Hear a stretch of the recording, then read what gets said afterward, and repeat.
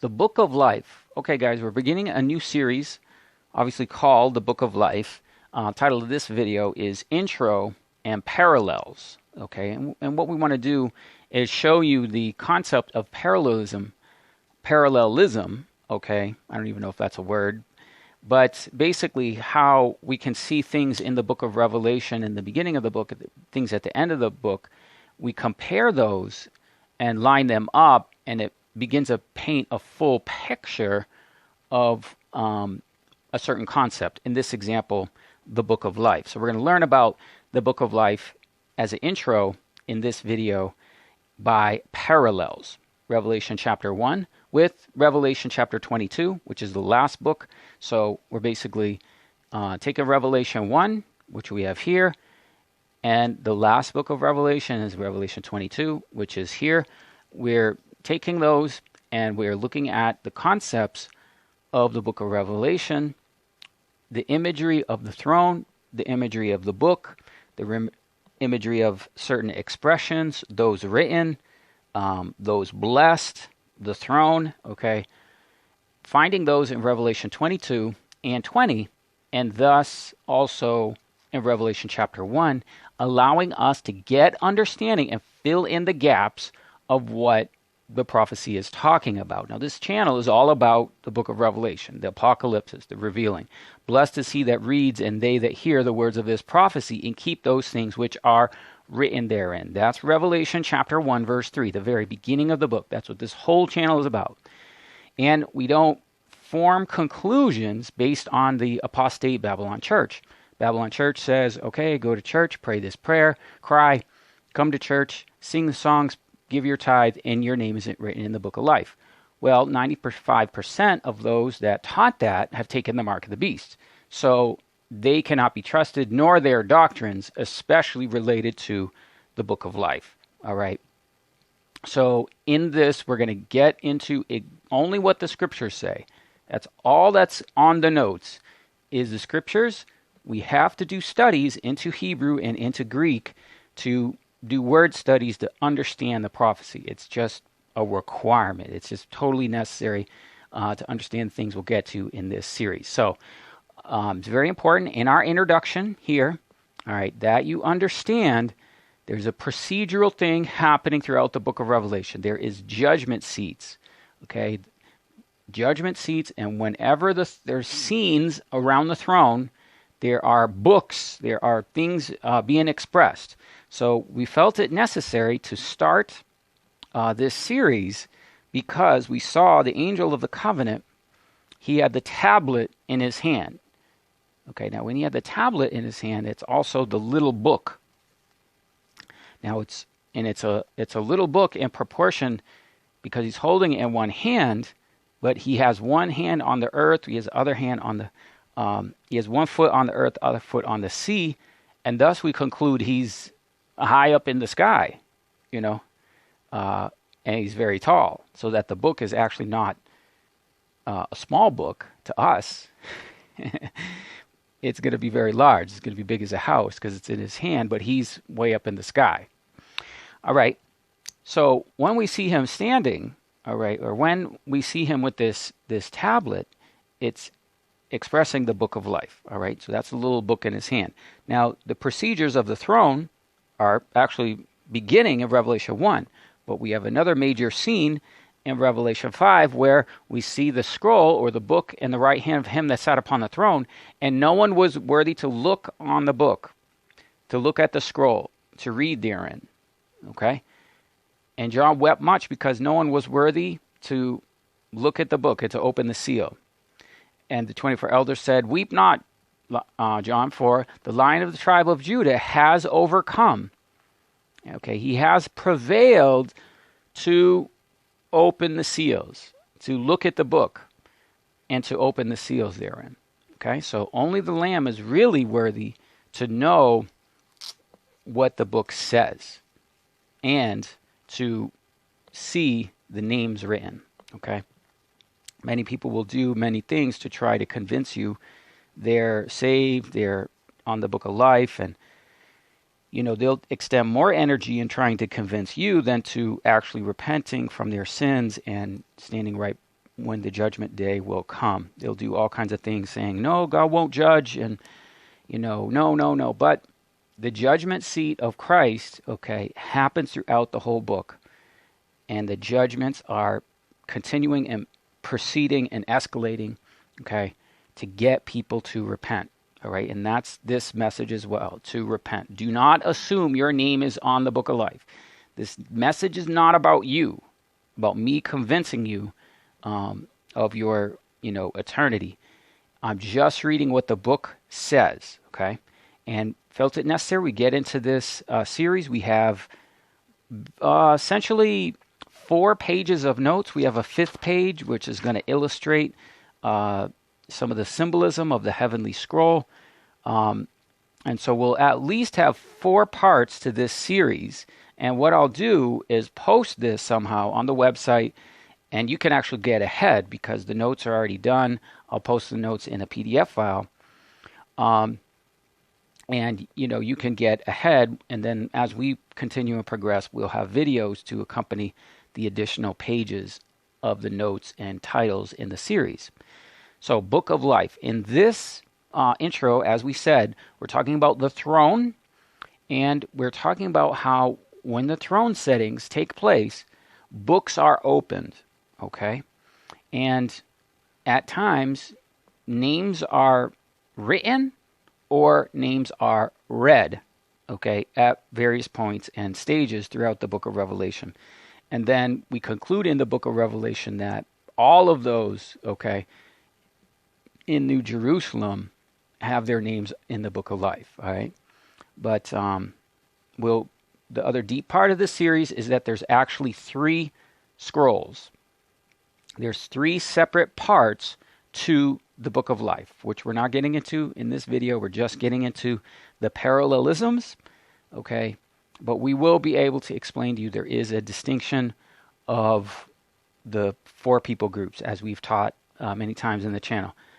Man, child, 144,000, great multitude, also expressed through the book of life. All right, now in this one, we're going to take the parallels and we're going to see, okay, how Revelation chapter 1 is going to show us the book of life. All right, guys, here you can see our notes, and our notes for this video are here, Book of Life, intro and parallels.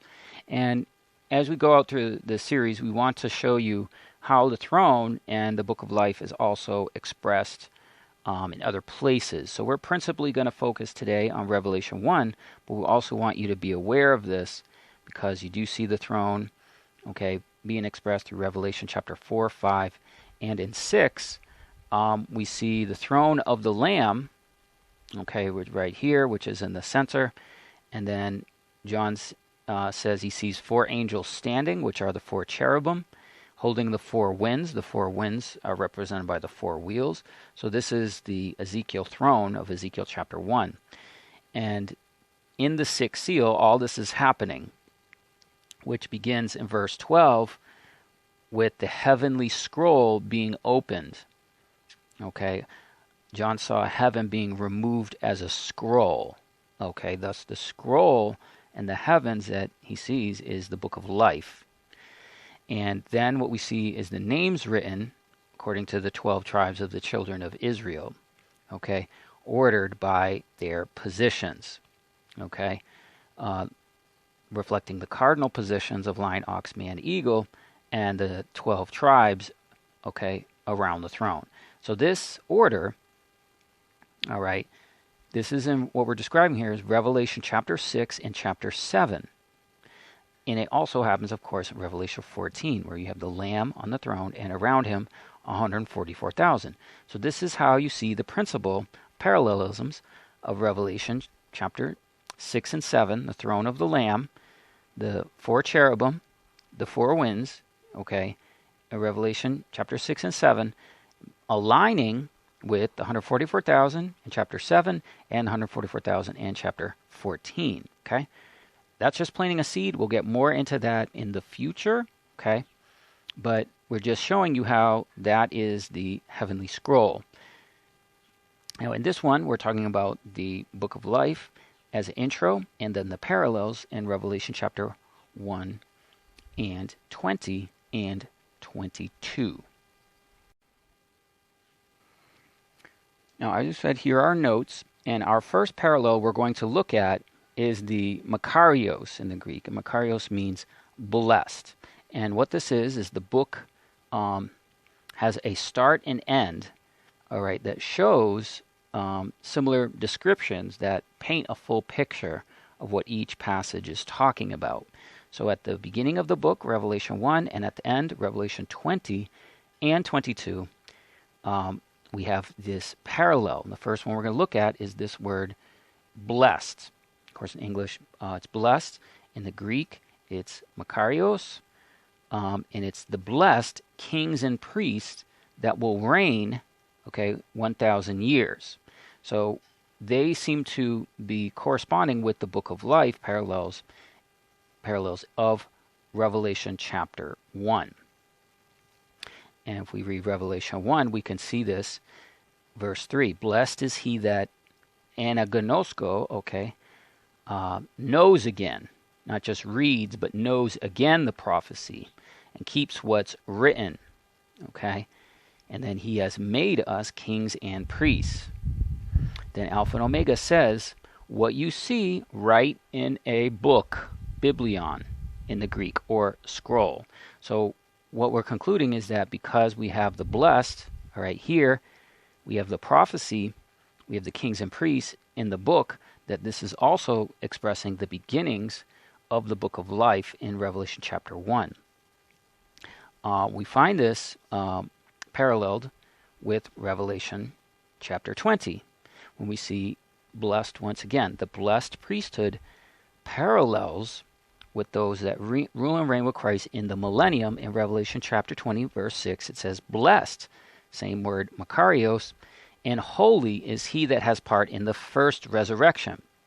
They shall be priests and reign with Christ 1,000 years. So once again, we see the alignment corresponding of the kings and priests, that reign with Christ, and the blessed, the blessed priesthood, we could say, And then a few verses later, we see the book of life in Revelation 20, verse 11. Then the book of life is opened at the white throne. And I saw a great white throne. Now we're emphasizing the word throne here, because the books are open in the throne settings. The judgment set, the books are open. I saw a great white throne, and the books were open, and another was open, which is the book of life. And the dead were judged out of those things written in the books according to their works.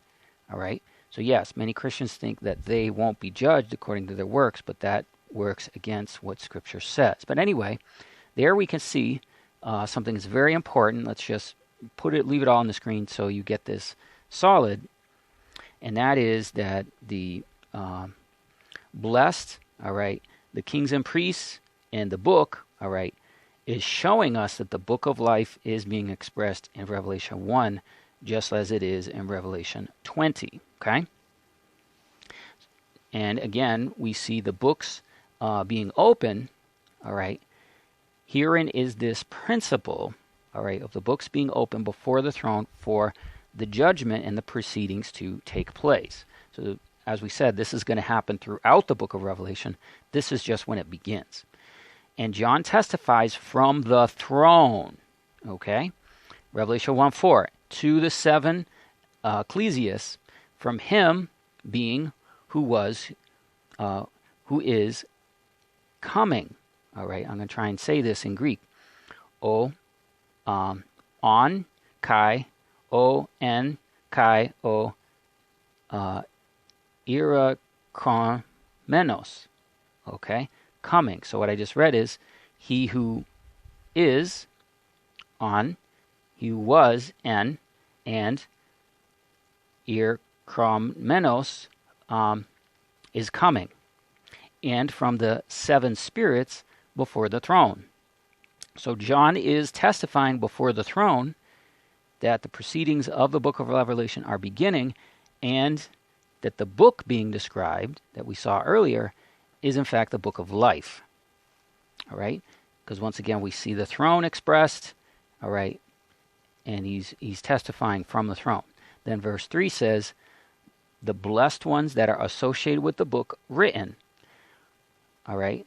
The words of the prophecy, blesses those that read the words of the prophecy and keep having been written. All right. So names are already written. Thus, the book of life having instructions and names, and is opened in the throne judgment times throughout the book of Revelation. Okay. So that's what's happening here, is that, yes, there's names already written from the foundation of the world, as we'll get into later. What you see write, okay, in Greek, graphon, in a book. So John is to write the prophecy, and the prophecy's already been written. Verse 19, write, graphon, those things which you have seen.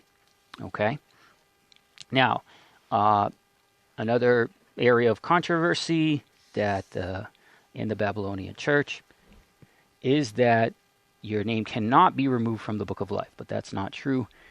We can see another parallelism between those that are blotted out from the book and those that will not take part, and their part is taken from the book of life, by applying the same principle of looking at the beginning of the book and the end of the book. So in the beginning of the book, remember, he was testifying to the ecclesias, and then the ecclesias begin in Revelation 2 and 3, and to the church at Sardis, Revelation 3, is seen in another beginning and ending of the parallel between between Revelation chapter 3 and 22, which we can see. He that overcomes, I will not blot out his name from the book of life, but I will testify his name before my Father and the angels. Okay? So this is the first time the expression biblion and zeos, or zeo, life is used. Okay? And then we can see those were blotted out. Okay? Taken part from the book of life. And this parallels with Revelation 22, which also gives this warning. I, Jesus, have sent my angel. Okay? Remember, he said, I will confess his name before my Father and his angels. I, Jesus, sent my angel to testify to the ecclesias. For I testify unto every man that hears the words of this prophecy of this book. Okay? So this is paralleling the angel, Christ testifying before the angel. All right? If any man take away from the words of this prophecy, God shall take away his part of those of the book of life. Okay? So this is why we take prophecy very seriously. We don't just say what we think or form opinions. We don't want to make a mistake. So if we do, names can be taken from the book of life, guys. Okay? So people don't take the book of Revelation seriously, and they're going to have rude awakenings when the judgment is set, and they have taken things from the prophecy, and their names are taken from the book of life. Okay, that's one of the reasons it can be blotted out. Of course, they can be blotted out by taking the mark of the beast. All right, if any man take away from the words of this prophecy, God shall take away his part in the book of life, and out of the holy city of those haven't been written. So we conclude that it's not the haven't been written, but those. So there's people already been written in this book. Okay, so they'll be taken out of the book of life. They'll be taken out of the holy city, New Jerusalem, and they will not partake with those that are written in the book. Okay, guys, there you can see the parallels in the book of Revelation with chapter 1, okay, showing us the book of life, showing us the blessed priesthood associated with those that are written in the book, okay, the throne, okay, whenever the throne setting takes place, we have the books being open, okay, and we have those being removed from the book. Though their names are written from the foundation of the world, okay, we can see reasons and indications why names are removed. Okay, so that is possible. Yes, the book of Revelation makes that clear in 2 places as multiple witnesses, as we saw. So we are getting into this series. This is just the intro, parallels, showing you things that are not obvious, that through parallel comparison, beginning the book, ending the book, we can see this. All right. And we'll get into more of the series as we go. We have other things where we'll get deeper into the studies, looking at Isaiah 4:34. And you can get ahead in the series as we post the notes in a PDF file. You have the full series at the time of getting this, whether that be in the blog. We'll post this on the blog, or we'll post this on the website.